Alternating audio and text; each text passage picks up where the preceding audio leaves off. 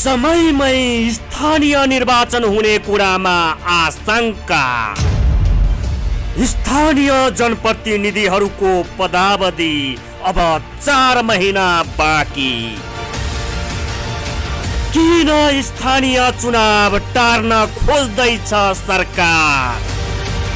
कोरोनालाई निहु बनाउने सम्भावना। स्थानीय निर्वाचन विशेष द न्यूज रिभ्यू।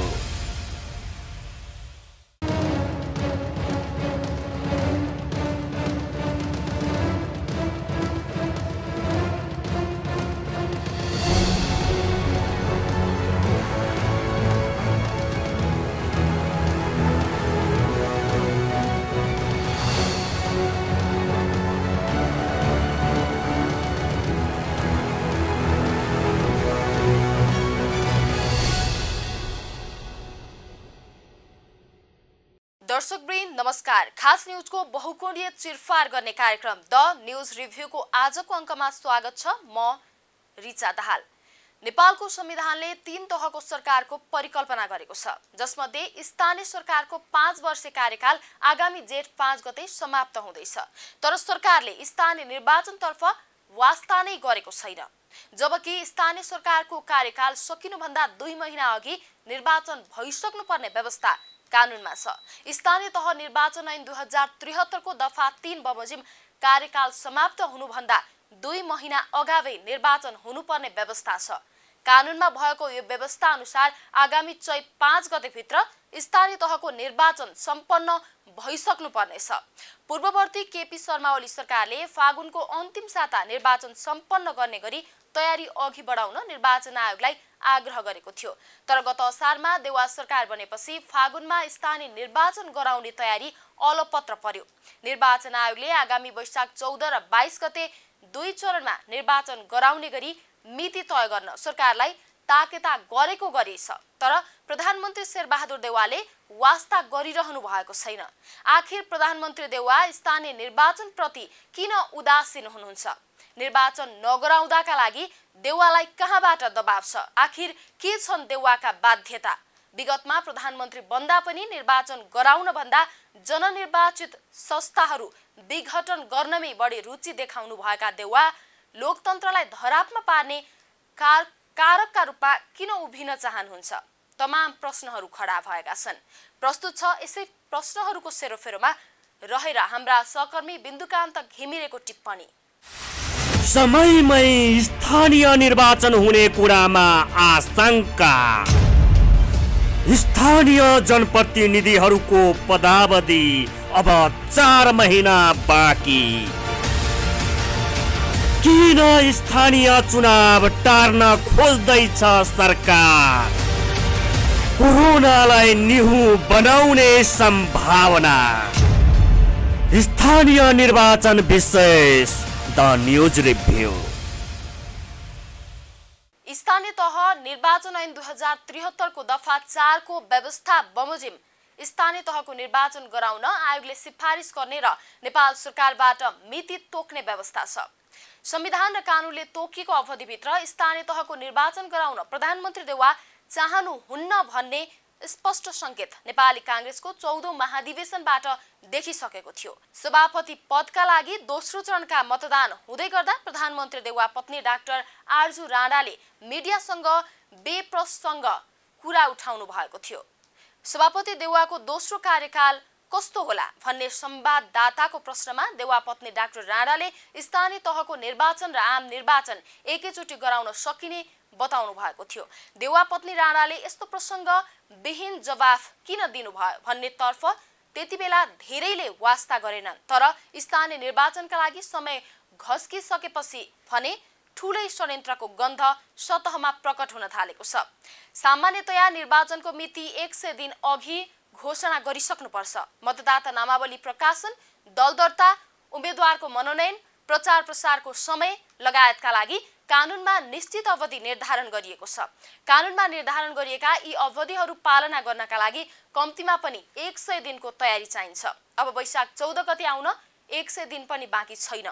यो मामिलामा निर्वाचन आयोगको कमजोरी हो कि प्रधानमन्त्री देउवाको उदासीनता? प्रस्तुत छ छोटो चर्चा। निर्वाचन आयोगले आगामी 14 र 22 वैशाखको मिति प्रस्ताव गरे पनि सरकारले निर्णय नगर्दा स्थानीय तहको निर्वाचन अन्यलमा परेको छ। आयोगले गत 9 पुसमा प्रधानमन्त्री शेरबहादुर देउवालाई भेटेर स्थानीय तहको निर्वाचनका लागि एकैपटकमा सम्पन्न गर्न सम्भव भए 14 वैशाख नभए 14 र 22 वैशाखको मिति प्रस्ताव गरेको थियो। तर सरकारले भने आयोगले मिति प्रस्ताव गरेको 2 साता बिता समेत स्थानीय तहको निर्वाचनको लागि आयोगलाई कुनै राय दिएको छैन। स्थानीय तह निर्वाचन ऐन 2073 को व्यवस्था अनुसार स्थानीय तहका पदाधिकारीको पदावधि 5 जेठमा समाप्त हुँदैछ। संविधानको धारा 225 मा स्थानीय जनप्रतिनिधिको कार्यकाल समाप्त भएको 6 महिनाभित्र निर्वाचन गर्नुपर्ने भनिए पनि स्थानीय तह निर्वाचन ऐन 2073 को दफा 3 बमोजिम कार्यकाल समाप्त हुनुभन्दा 2 महिना अगावै निर्वाचन हुनुपर्ने व्यवस्था छ। साथै कार्यकाल समाप्त भएपछि स्थानीय तह सञ्चालन सम्बन्धी कुनै स्पष्ट कानूनी व्यवस्था नभएकोले वैशाखमा चुनाव गर्न उपयुक्त हुने आयोगले बताएको छ। तर सरकारले आयोगका पदाधिकारी सहितको टोलीले गरेको सिफारिसमा स्थानीय तहको निर्वाचन गर्न कुनै निर्णय नगर्दा आयोग भने संविधान र निर्वाचन कानून अनुसार दबावमा परेको छ। पूर्ववर्ती प्रधानमन्त्री केपी शर्मा ओलीले फागुनमा स्थानीय तह निर्वाचन गराउन निर्देशन दिनु भएको थियो।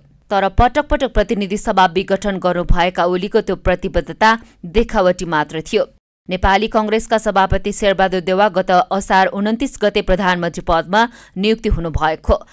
त्यस यता स्थानीय निर्वाचनको विषयलाई लिएर निर्वाचन आयोगले प्रधानमन्त्री देउवालाई 4 पटक भेटिसकेको छ। फागुनमा स्थानीय तहको निर्वाचन मिति घोषणा गर्नुपर्ने राय लिएर निर्वाचन आयोगले गत साउनमा प्रधानमन्त्री देउवासँग पहिलो पटक भेट गरेको थियो। त्यतिबेला देउवाले मन्त्री परिषदको पूर्णता पाएपछि मात्रै अन्य दलहरूसँग छलफल गरेर स्थानीय निर्वाचनको मिति घोषणा गर्नुपर्ने बताउनुभयो। असोजको तेस्रो साता मन्त्री परिषदको पूर्णता पाएपछि निर्वाचन आयोगले फेरि प्रधानमन्त्री देउवालाई भेट गर्यो। दोस्रो भेटमा पनि प्रधानमन्त्री देउवाले अरू दलसँग राय लिएर दशैँपछि मिति घोषणा गर्ने वचन दिनुभयो। मंसिरको पहिलो साता निर्वाचन आयोगले प्रधानमन्त्री देउवालाई तेस्रो पटक भेटेर तत्काल मिति घोषणा नगरिए फागुनभित्र स्थानीय निर्वाचन सम्भव नभएको अवगत गराउनुभयो। तर प्रधानमन्त्री देउवाले नेपाली कांग्रेस लगायत सबै पार्टीहरू महाधिवेशनमा हुमिएको बहाना बनाउनुभयो। नेपाली कांग्रेसको महाधिवेशन सकिए लगतै निर्वाचन आयोगले गत पुस 9 गते प्रधानमन्त्री देउवालाई चौथो पटक भेट गर्यो। यो भेटमा भने निर्वाचन आयोगले आगामी वैशाख 14 गतेको मिति प्रस्ताव गरेको थियो। तर प्रधानमन्त्री देउवाले अन्य पार्टीहरूसँग छलफल गरेर मिति तय गर्ने भन्दै टार्नुभयो। गत शुक्रबार अर्थात् पुस 30 गते निर्वाचन आयोगले सर्वदलीय बैठक बोलायो। तर नेपाली कांग्रेसको सभापति समेत रहनुभएका प्रधानमन्त्री देउवाले सर्वदलीय बैठकप्रति रुचि देखाउनु भएन। नेपाली कांग्रेसका तर्फबाट उपसभापति, महामन्त्री या अन्य पदाधिकारीलाई सभापति देउवाले निर्वाचन आयोगको बैठकमा पठाउनुभयो। उहाँले आफ्ना यसम्यान रमेश लेखकलाई पठाउनुभयो। समयमै स्थानीय निर्वाचन हुने कुरामा आशंका। स्थानीय जनप्रतिनिधिहरूको पदावधि अब 4 महिना बाँकी। किन स्थानीय चुनाव टार्न खोज्दैछ सरकार? कोरोनालाई निहु बनाउने सम्भावना। स्थानीय निर्वाचन विशेष द न्यूज रिभ्यू। निर्वाचन आयोगले पुस 1 गते शुक्रबार बोलाएको सर्वदलीय बैठकमा प्रमुख प्रतिपक्षी एमालेका उपमहासचिव विष्णु रिमाल बाहेक अन्य पार्टीका नेताहरू स्थानीय निर्वाचन प्रति गम्भीर देखिएनन्। सर्वदलीय बैठकमा निर्वाचन आयोगले भन्यो स्थानीय तह निर्वाचन ऐन 2073 अनुसार वैशाखभित्रै स्थानीय तहको निर्वाचन गर्नै पर्छ। स्थानीय तहमा म्याद थपेको व्यवस्था कानूनमा छैन। स्थानीय तह रिक्त हुँदा पर्ने प्रभावमा सरकारले तत्काल ध्यान दिन जरुरी छ। निर्वाचन आयोगले यसअघि सरकारलाई जेठ 5 गते अघि नै स्थानीय तहमा नयाँ जनप्रतिनिधिहरूले पद बहाली गरिसक्नुपर्ने संवैधानिक व्यवस्था रहेको उल्लेख गर्दै वैशाख 14 गते एकै चरण वा 2 चरणमा गर्ने भए वैशाख 14 गते र 22 गते गर्ने सरकार समक्ष प्रस्ताव गरेको थियो। के भने त सर्वदलीय बैठकमा नेताहरूले प्रस्तुत छ छोटो चर्चा। सर्वदलीय बैठकमा नेपाली कांग्रेसका नेता रमेश लेखकले निर्वाचन आयोग र सरकारबीच सहमतिका आधारमा मिति तय हुने बताउनुभयो। निर्वाचनको मिति घोषणामा राजनीतिक दलहरूको भूमिका नहुने पनि उहाँले बताउनुभयो। बैठकपछि संवाददाताहरूसँग कुरा गर्दै नेताले भन्नुभयो, एउटै मितिमा गर्ने हो भने पनि 14 गते र दुईवटा मितिमा गर्ने हो भने पनि वैशाखको 14 गते र 22 गते गर्दा उचित हुन्छ भनेर प्रस्ताव गरेको छ। यसबारे उहाँहरूले गर्नुभएको प्रस्ताव सरकारले छलफल गरेर चाँडो त्यसलाई निष्कर्षमा पुर्याओस् भनेर भन्ने कुरा नै हो। निर्वाचन आयोगले प्रस्ताव गरेको छ वैशाखमा एउटै मितिमा गर्ने हो भने पनि 14 गते र दुईटा मिति गर्ने हो भने वैशाखको 14 गते र 22 गते गर्दा उचित हुन्छ भनेर प्रस्ताव गरेको छ। स्थानीय निर्वाचनका विषयमा सरकारलाई आयोगको प्रस्ताव गइसकेको उल्लेख गर्दै नेपाली कांग्रेसका नेता लेखकले भन्नुभयो, अब सरकारले यसको बारेमा निर्णय गर्नुपर्ने भएकाले सरकारले छलफल गरेर निर्णय गर्छ। सरकारले चाँडै छलफल गरेर यो विषयलाई निष्कर्षमा पुर्याओस् भन्ने हाम्रो दृष्टिकोण छ। सरकारले छलफल गरेर यसलाई चाँडो निष्कर्षमा पुर्याओस् भन्ने नै कुरा हो। यो सरकारले निर्णय गर्नुपर्ने विषय भएको हुनाले अब उहाँहरूले चाहिँ त थप सरकारलाई प्रस्ताव गर्ने, आग्रह गर्ने, परामर्श दिने कुरा उहाँहरूले गर्नु होला। अब सरकारले यसलाई चाहिँ त छलफल गरेर टुङ्गोमा पुर्याउनु पर्छ। प्रमुख प्रतिपक्षी दल नेकपा एमालेका उपमहासचिव विष्णु रिमालले निर्वाचन आयोगले प्रस्ताव गरेको स्थानीय तहको निर्वाचनको मितिमा आफ्नो पार्टीको पूर्ण समर्थन रहेको बताउनुभयो। उहाँले 2054 सालमा स्थानीय तहको निर्वाचन सारे जसरी सार्न संविधानले नदिनेतर्फ सरकारलाई सचेत गराउनुभयो। उपमहासचिव रिमालले स्वास्थ्य सुरक्षा मापदण्डको पूर्ण पालना गरेर भए पनि स्थानीय तहको निर्वाचन समयमै सम्पन्न गर्नुपर्ने विकल्प नरहेको पनि बताउनुभयो।